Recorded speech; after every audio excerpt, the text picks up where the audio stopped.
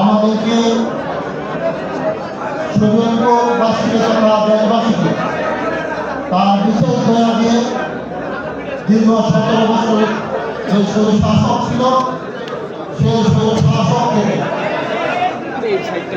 আমি বাংলাদেশের সকল ভাইকে অনুরোধ করবো আপনাদের জবানগুলো সবাই বন্ধ রাখেন, আমাদের জবানগুলো সবাই বন্ধ রাখেন। আমি বিশেষ অনুরোধ করছি ডান পাশে যারা আছেন আমার সামনে যারা বসা সবাইকে ধন্যবাদ জানাচ্ছি, যেহেতু আপনারা চুপ করে আমার কথাগুলো শুনছেন। আর আমি ডান পাশে আমার ভাইদের কাছে অনুরোধ করছি দয়া করে আমি যা বলতে চাই আপনারা কিন্তু এই জন্য আসছেন, একটু দয়া করে যদি আপনারা শুনেন। ধন্যবাদ সবাইকে, আল্লাহর কাছে শুকরিয়া আবার প্রকাশ করছি। মহান রব যিনি আমাদের সবার মালিক, সবাই বলেন আল্লাহু আকবার। আল্লাহু আকবার। এই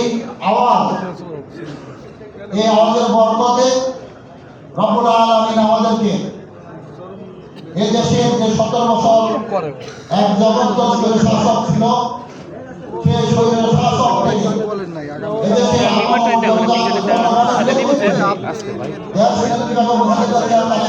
নেতৃত্বে বাংলাদেশের সকল গণতান্ত্রিক দলগুলো ঐক্যবদ্ধ হয়েছে।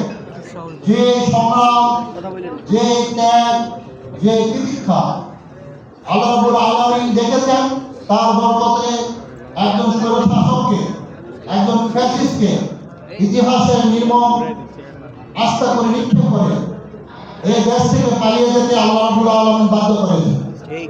আমরা আবার আল্লাহ রাব্বুল আলামিনের কাছে শুকরিয়া করছি, সবাই বলি আলহামদুলিল্লাহ।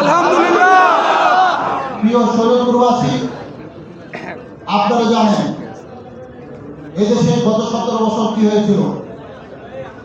আমি অনুরোধ করবো আপনাদেরকে একটু দয়া করে ডান পাশে যারা আছেন তারা একটু আরো চাপেন, আমাকে একটু সাহায্য করেন, আরো চাপেন, আপনার অনুষ্ঠানটা সুন্দর করেন, আপনাদের কাছে অনুরোধ সুন্দর করেন।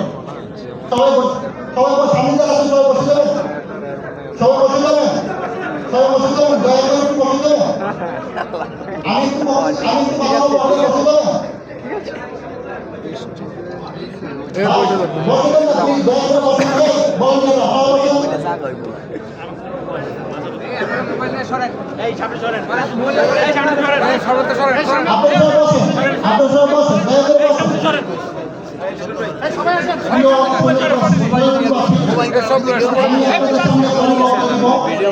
আমি শুভেচ্ছা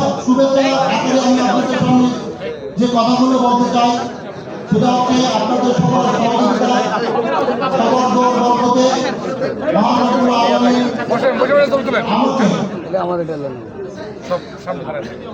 রব্বুল আলামিন আমাকে দেশ নেত্রী বেগম খালেদা জিয়াকে, আমাদের প্রিয় নেতা জনাব তারেক রহমানকে, এদেশের সকল ভূ পরিবারকে, এদেশের সকল 24শে জুলাই শহীদের আত্মত্যাগের বিনিময়ে, সকল মানুষের স্যাক্রিফাইসের বিনিময়ে, ত্যাগের বিনিময়ে রব্বুল আলামিন আমাদেরকে একটি স্বাধীন বাংলাদেশ উপহার দিয়েছেন।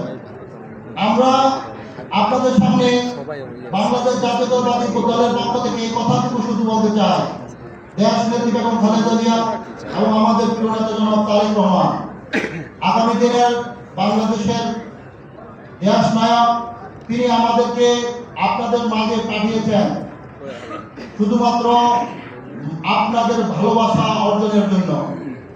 আমরা তিনি বারবার বলেছেন আমাদেরকে বারবার মানুষের কাছে যেতে হবে, মানুষের ভালোবাসা অর্জন করতে হবে।